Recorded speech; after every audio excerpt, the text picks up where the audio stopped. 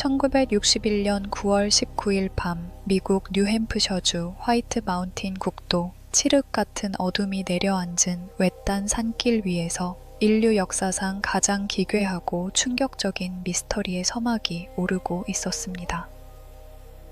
바니 힐과 그의 아내 베티 힐. 두 사람은 캐나다 몬트리올과 나이아가라 폭포에서의 달콤한 신혼여행을 마치고 포츠머스에 있는 집으로 돌아가는 길이었습니다. 약 400km에 달하는 긴 여정. 시계는 이미 밤 10시를 넘기고 있었고 라디오조차 제대로 잡히지 않는 적막한 산길에는 오직 부부의 차가 내뿜는 엔진 소리만이 울려 퍼지고 있었죠.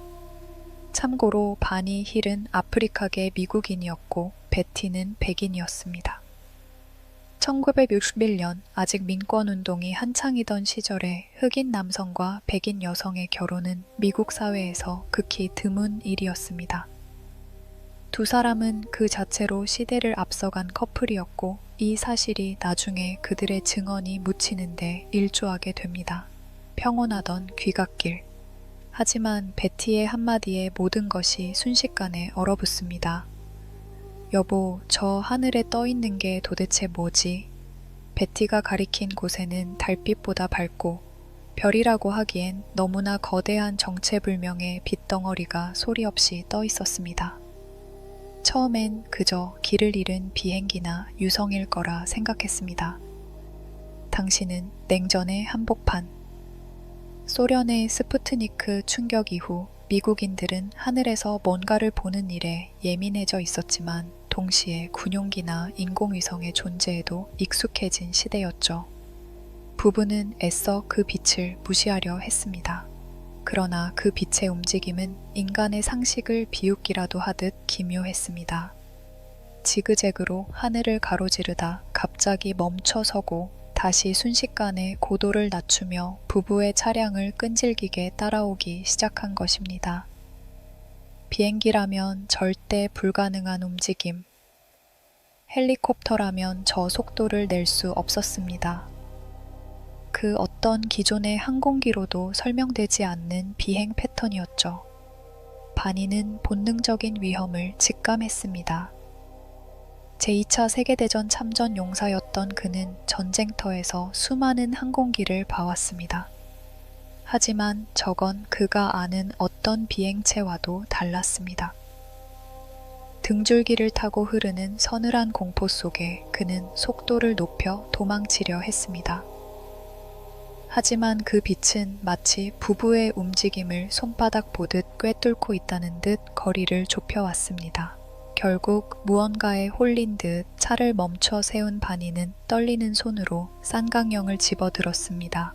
그리고 렌즈 너머로 그 정체를 확인한 순간 그는 자신의 눈을 의심할 수밖에 없었습니다. 공중에 정지해 있는 것은 인류의 기술로는 도저히 설명할 수 없는 거대한 원반 형태의 비행체였습니다.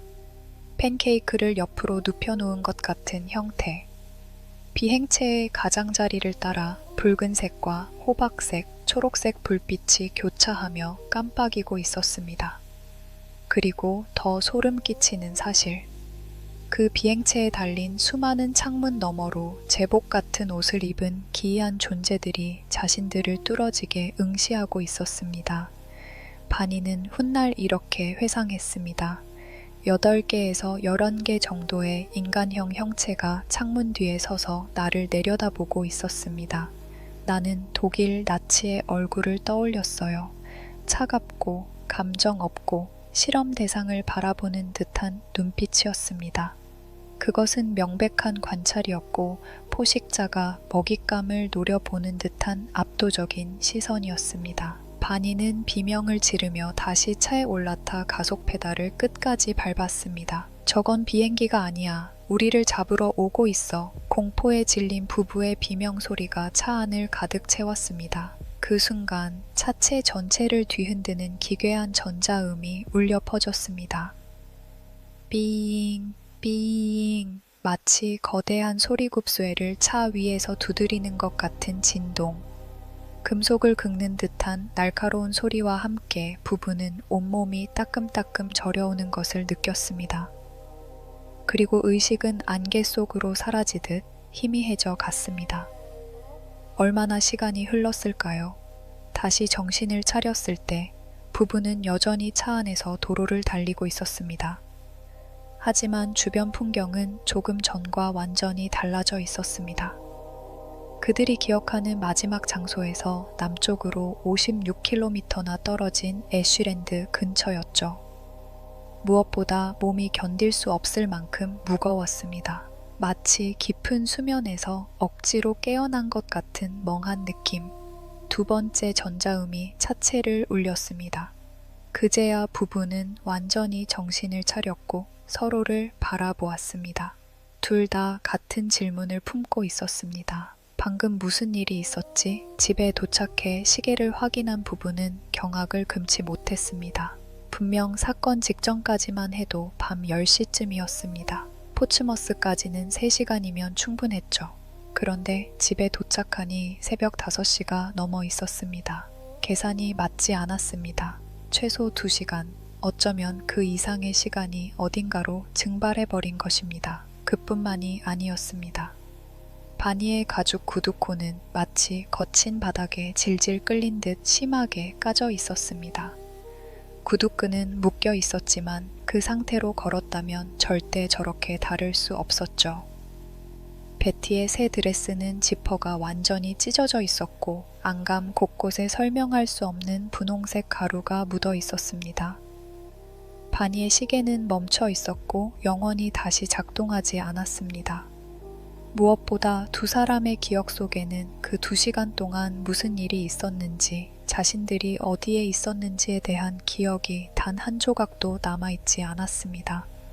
마치 누군가 테이프를 잘라내고 다시 붙여놓은 것처럼 기억에는 깔끔한 공백만이 존재했습니다. 다음 날 아침 부부는 자신들의 차를 살펴보다 또 한 번 소름이 돋았습니다. 차 트렁크 위에 기묘한 흔적이 나타나 있었던 것입니다. 반짝이는 은색의 동심원 모양 점들이 여러 군데에 찍혀 있었습니다.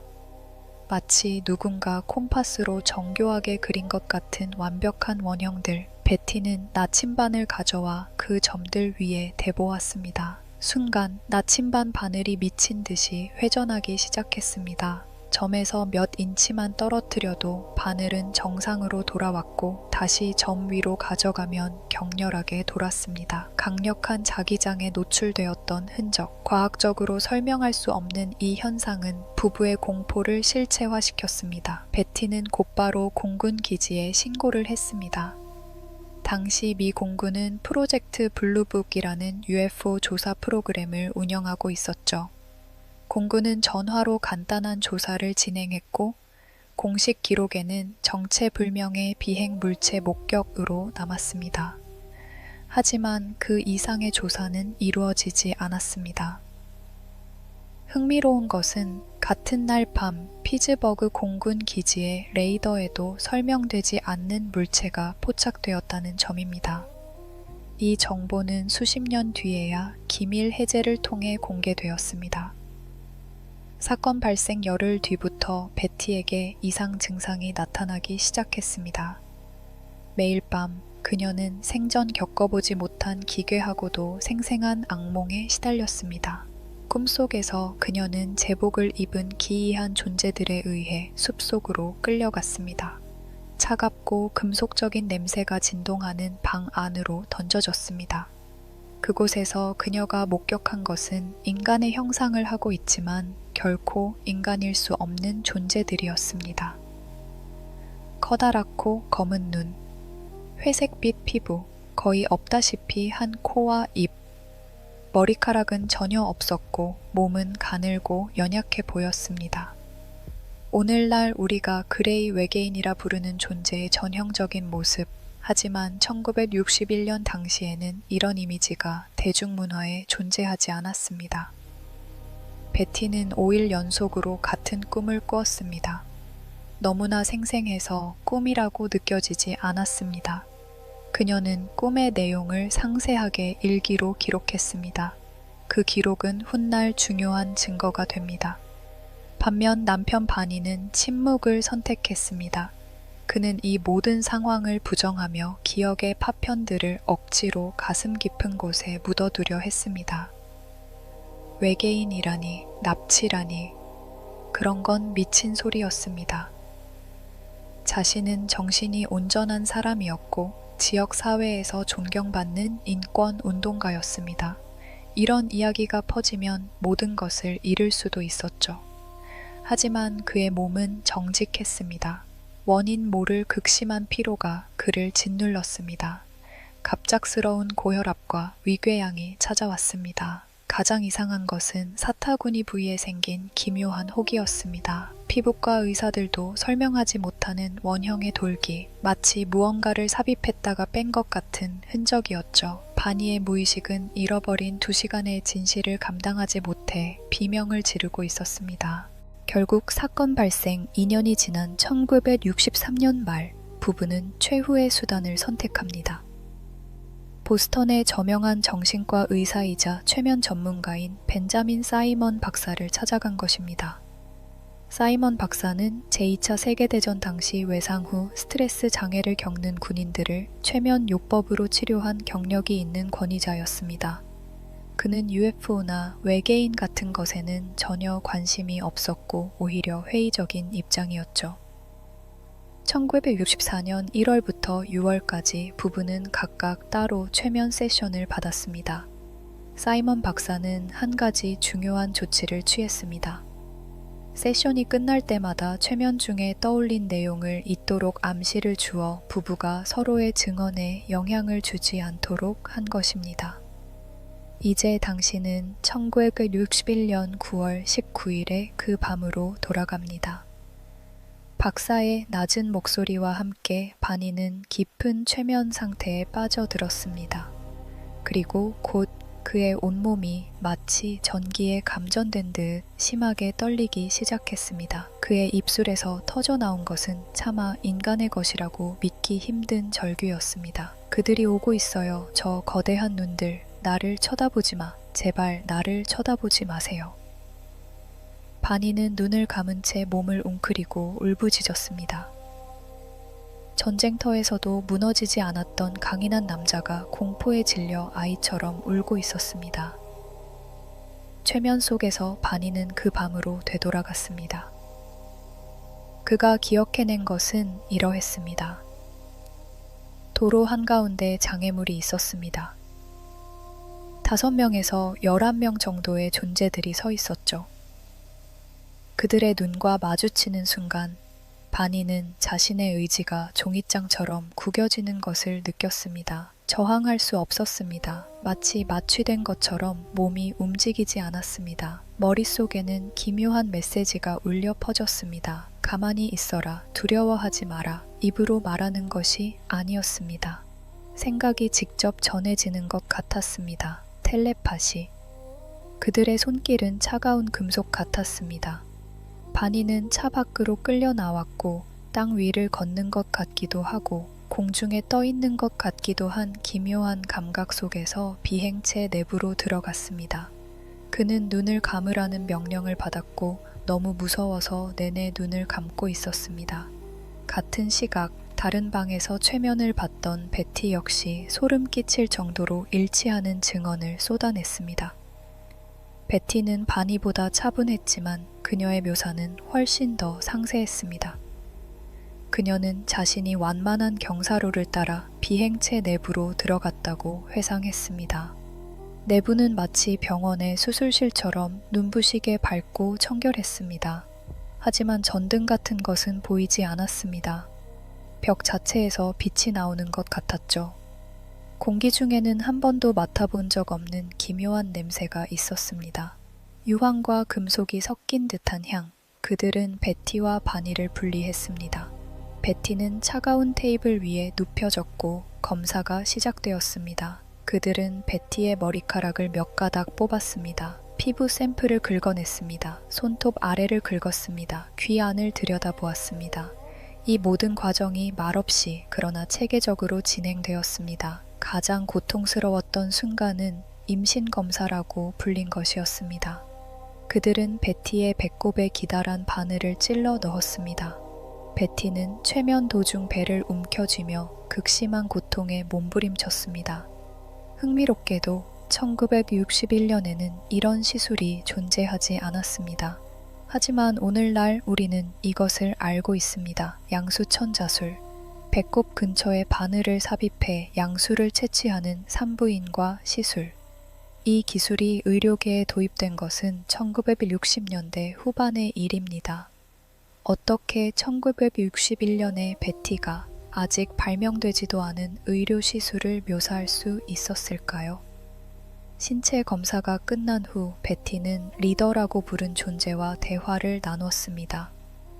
리더는 다른 존재들보다 약간 키가 컸고 좀 더 부드러운 태도를 보였습니다. 베티는 그에게 조심스럽게 질문했습니다. 당신들은 도대체 어디에서 왔나요? 리더는 대답 대신 방 한쪽 벽면을 향해 손을 뻗었습니다. 아무것도 없던 매끄러운 은색 벽면 위로 수많은 빛의 점들이 입체적으로 떠오르기 시작했습니다. 그것은 인류의 천문학으로는 단 한 번도 본 적 없는 살아있는 우주의 지도였습니다. 지도 위에는 크고 작은 수십 개의 별들이 각기 다른 밝기로 빛나고 있었습니다. 어떤 별들은 굵은 선으로 연결되어 있었고 어떤 것은 점선으로 연결되어 있었습니다. 리더는 굵은 선이 자신들이 정기적으로 오가는 무역 항로이고 점선은 탐사 경로라고 설명했습니다. 베티가 물었습니다. 여기서 태양은 어디 있나요? 리더가 되물었습니다. 당신은 태양이 어디 있는지 아나요? 베티는 모른다고 대답했습니다. 리더는 미소 비슷한 표정을 지었습니다. 만약 당신이 태양이 어디 있는지 모른다면 내가 어디서 왔는지 보여줘도 소용없겠군요. 베티는 이 만남을 증명할 무언가를 원했습니다. 그녀는 기념품을 달라고 요청했고 리더는 기묘한 상형 문자가 적힌 책 한 권을 건네주었습니다. 하지만 다른 외계인 동료들이 격렬하게 항의했고 리더는 책을 다시 가져갔습니다. 미안하지만 당신은 이 모든 일을 기억하지 못할 겁니다. 베티는 저항했습니다. 아니요, 나는 기억할 거예요. 끝까지 기억할 거예요. 리더는 흥미롭다는 듯이 그녀를 바라보았습니다. 하지만 리더가 간과한 것이 있었습니다. 최면 세션 중 사이먼 박사는 베티에게 그 지도를 그려보라고 요청했습니다. 베티는 트랜스 상태에서 펜을 들어 놀라울 정도로 정교한 그림을 그려냈습니다. 22개의 별과 그것들을 연결하는 선들. 당시 천문학계는 이 지도를 보고 코웃음을 쳤습니다. 지구에서 관측되는 어떤 별자리와도 일치하지 않는다. 상상의 산물 혹은 병적 망상이다. 그것이 1960년대 과학계의 결론이었습니다. 하지만 1968년 오하이오의 초등학교 교사이자 아마추어 천문학자였던 마조리 피쉬가 이 지도에 관심을 갖게 됩니다. 피쉬는 수년에 걸친 프로젝트를 시작했습니다. 그녀는 주변 100광년 이내에 모든 별들의 3차원 위치 데이터를 수집했습니다. 그리고 구슬과 실을 이용해 실물 크기의 입체 모형을 만들었죠. 그녀는 베티가 그린 지도의 각도를 수천 번 바꿔가며 이 모형과 대조했습니다. 1969년 피쉬는 마침내 일치점을 발견했습니다. 베티가 그린 별들이 실제 우주의 특정 항성계와 소름 끼칠 정도로 완벽하게 일치한다는 사실이 밝혀진 것입니다. 그 지도의 중심에 위치한 두 개의 거대한 별, 그것은 바로 지구에서 약 39광년 떨어진 그물자리 레티큘름 방향의 쌍성계 제타 레티큘리, 제타 레티큘리였습니다. 더 놀라운 것은 이것이었습니다. 1961년 당시에는 인류가 미처 발견하지 못했던 항성들까지 베티의 지도에는 정확한 위치에 그려져 있었습니다. 글리제 8016과 같은 별들은 베티 힐 사건 이후 수십 년이 지나서야 천문학자들에 의해 발견되었죠. 확률적으로 이 지도가 우연히 실제 별자리와 일치할 가능성은 어떻게 될까요? 천문학자 칼 세이건조차 우연의 일치로 보기엔 너무 정확하다고 인정해야 했습니다. 사건은 여기서 끝나지 않았습니다. 바니 힐의 사타구니 부위에 돋아난 기묘한 돌기. 최면에서 바니가 묘사한 그들이 무언가를 삽입했던 부위와 정확히 일치했습니다. 피부과 전문의들은 이것이 일반적인 피부 질환이 아니라고 결론 내렸지만 원인은 설명하지 못했습니다. 베티의 드레스에 묻어있던 분홍색 가루. 훗날 1990년대에 이르러 과학자들이 이 가루를 정밀 분석했을 때 충격적인 사실이 밝혀졌습니다. 그 가루는 생물학적 성분을 포함하고 있었지만 지구상에서 알려진 어떤 물질과도 일치하지 않는 독특한 고분자 구조를 가지고 있었습니다.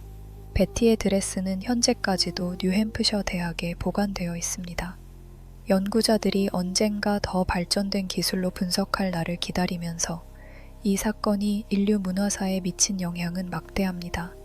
오늘날 우리가 외계인 하면 떠올리는 전형적인 이미지, 큰 검은 눈, 회색 피부, 가는 팔다리, 큰 머리, 이른바 그레이 외계인의 이미지가 인류의 집단 무의식 속에 처음으로 각인된 것이 바로 베티와 바니 힐 사건을 통해서입니다.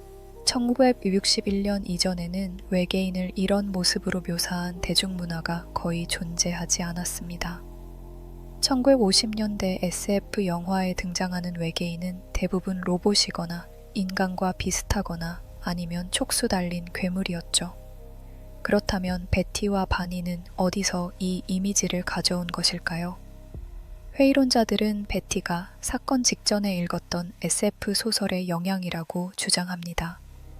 하지만 바니는 그런 소설을 읽은 적이 없었고 두 사람은 독립적인 최면 세션에서 거의 동일한 존재를 묘사했습니다. 1960년대 미국 인종분리 정책이 여전히 남부에서 시행되던 시절 흑인 남성과 백인 여성의 부부가 외계인에게 납치당했다고 주장한다면 세상은 어떻게 반응할까요? 예상대로였습니다. 조롱, 위협, 사회적 고립.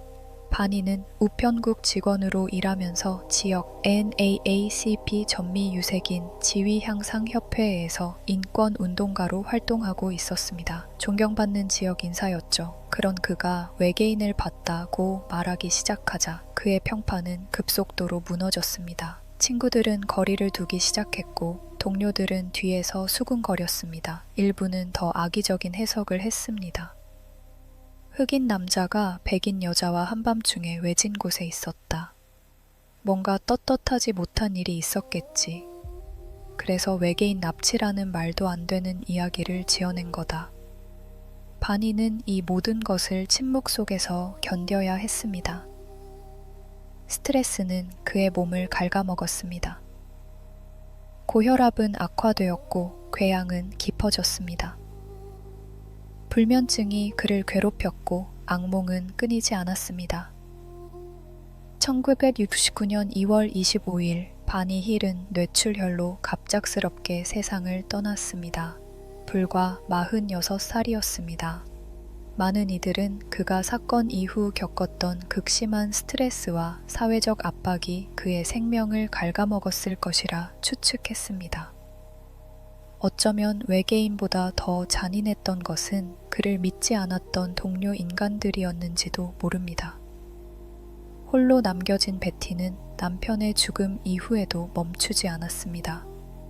그녀는 2004년 85의 나이로 세상을 떠날 때까지 자신이 겪은 일이 결코 거짓이 아님을 증명하기 위해 싸웠습니다.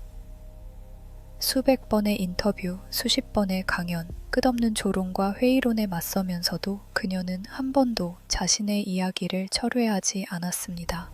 사람들이 믿든 믿지 않든 나는 내가 무엇을 경험했는지 알고 있어요. 그녀는 말년에 이렇게 말했습니다. 나는 미쳤다는 소리를 수천 번 들었어요. 하지만 내가 미쳤다면 바니도 미쳤고 차 트렁크의 자기장도 미쳤고 내가 본 적도 없는 별들이 지도에 그려진 것도 미친 거죠. 세상의 모든 것이 미쳤거나 아니면 그날 밤 정말로 무언가가 일어난 거예요. 물론 이 사건에 대한 회의론도 존재합니다. 사이먼 박사 본인은 최면 세션이 끝난 후 조심스러운 결론을 내렸습니다. 나는 이들이 실제로 외계인에게 납치당했다고 확신하지 않는다. 그러나 이들이 거짓말을 하고 있다고도 생각하지 않는다. 그들은 자신들이 말하는 것을 진심으로 믿고 있다.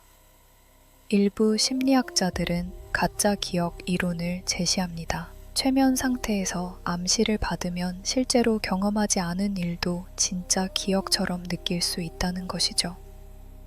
특히 베티가 먼저 악몽을 꾸기 시작했고 그 내용이 어떤 식으로든 바니에게 전달되어 그의 최면 내용에 영향을 주었을 가능성이 있습니다. 또 다른 반론은 우주의 광대함에 기반합니다. 제타 레티큘리는 지구에서 3지구 광년 떨어져 있습니다. 빛의 속도로 이동해도 39년이 걸리는 거리, 현재 인류가 아는 물리학의 법칙으로는 성간 여행이 사실상 불가능하다는 것이죠.